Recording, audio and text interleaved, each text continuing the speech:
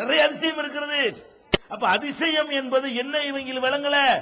அதிகப்படியாக இருக்கும் பொழுது இவனுக்கு தெரிய மாட்டேங்குது. நிறைய அதிசயம் இருக்கிறது.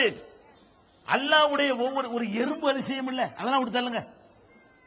இந்த உலகத்துல படைக்கப்பட்டதுல நீ கம்ப்யூட்டர் அதிசயம்ங்கிற, டிவி அதிசயம்ங்கிற, கேமரா அதிசயம்ங்கிற, மைக் அதிசயம்ங்கிற, அடே ஒரு எறும்புல உள்ள ஒரு அதிசயம் இதெல்லாம் உண்டா? ஒரு ஈல உள்ள அதிசயம் இருக்கா?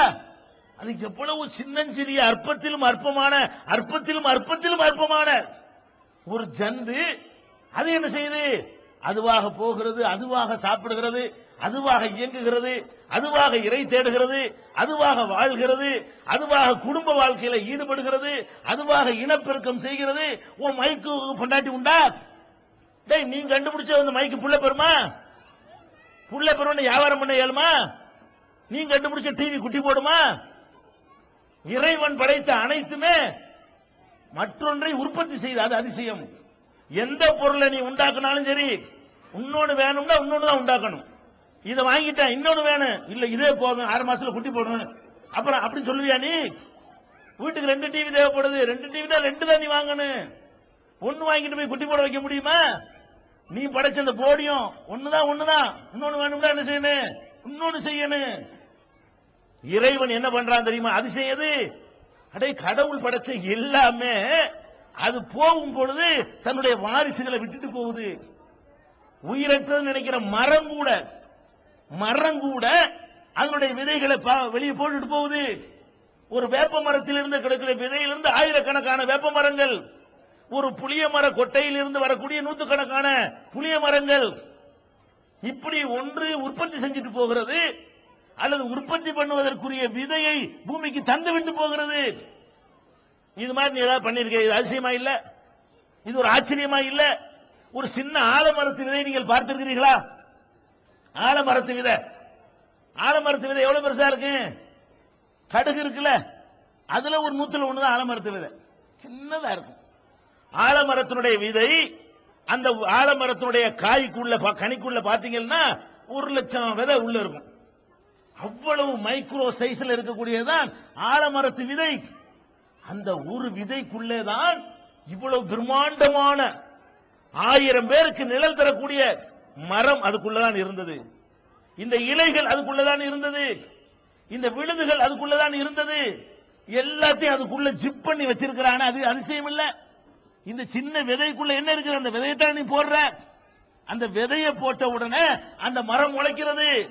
இவ்வளவு பிரம்மாண்டமான சைஸும் எதுல இருந்துச்சான்? ஒரே ஒரு ஆலமரத்து விதைக்குள்ள இருந்தது. ஒரு மாங்கொட்டையை போடுகிறாய். இந்த மாங்கொட்டையை நீ தண்ணியில போட்டு கரைச்சா அதுல பச்சை பச்சைன்னு கலர் வருமா?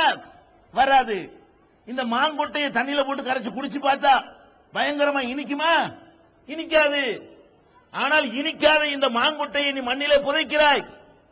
புதைக்கிற மாங்கொட்டையிலிருந்து மாமரம் வருகிறது. அதுல கோடிக்கணக்கான இலைகள் இருக்கிறது. இவ்வளவு பச்சை கலர் எங்க இருந்து கிடைச்சதுக்கு? இவ்வளவு கலர் எங்க இருந்துச்சு? அந்த கொட்டையில் இந்த கலர் இருக்கல, ஆனால் பச்சை பசேல் என்று தெரிகிறது. இவ்வளவு அதுக்குள்ள மறைஞ்சிருச்சு. உனக்கு தெரியாத வகையில மறைஞ்சிருந்துச்சா இல்லையா? அதுல பலவிதமான பூக்கள் பூந்து தொங்குத. அந்த கலர், அந்த மஞ்சள், அந்த சிகப்பு, அதெல்லாம் எங்க இருந்து வந்தது? அந்த கலர் உள்ளதான் இருந்தது. மூட்டை மூட்டையா லாரியா மாம்பழத்தை இறக்குறிய, இனிப்பா இருக்குன்னு சொல்றிய. இவ்வளவு இனிப்பு வேணும்னா எத்தனை மூட்டை சக்கரை வேணும்? இவ்வளவு மாம்பழத்துக்கு இனிப்பை கொடுக்கிறதா இருந்தா எத்தனை மூட்டை சக்கரை வேணும்? அந்த மாங்கொட்டைக்குள்ள அதெல்லாம் இருந்துச்சா? இல்ல. அதுவும் இனிக்கல. அதுக்கு ஊத்துற தண்ணியாவது சீனியை கலந்து ஊத்துனிய? நான் கேட்கிறேன். மாங்கொட்டையும் இனிக்க மாட்டேங்குது. மாங்கொட்டை எந்த மண்ணுல நட்டி வச்சுல மண்ணை நக்கி பாத்தீங்களா? இனிக்குதா? அந்த மண்ணு இனிக்கல. அதுக்கு ஊத்துற தண்ணியை குடிச்சு பாத்தீங்களா? அதாச்சும் இனிச்சுச்சா? அதுவும் இனிக்கல. இந்த காத்த சுவாசிக்கிற காத்தையா நாக்கில் நின்று பாதி இனிச்சுச்சா? வெளிச்சம் இனிச்சுச்சா? அட, எங்க இருந்து அந்த இனிப்பு வந்துச்சு? எங்க இருந்து அந்த கலர் வந்துச்சு? இது அதிசயம். இதான் முழிக்கிறோம்.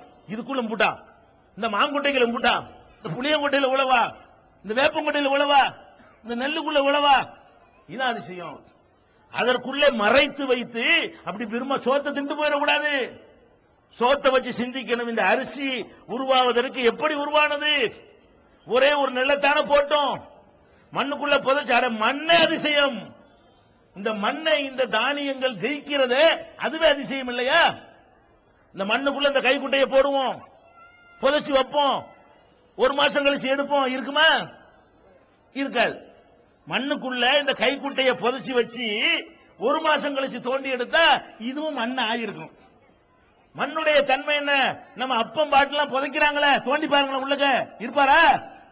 இருக்க மாட்டார். அவர் மண்ணோட மண் ஆகியிருப்பார். அப்ப மண்ணுடைய தன்மை என்ன? தனக்குள்ளே போடுகிற எந்த பொருளா இருந்தாலும் அது மண்ணாக மாற்றிவிடும். அதான் மண்ணு.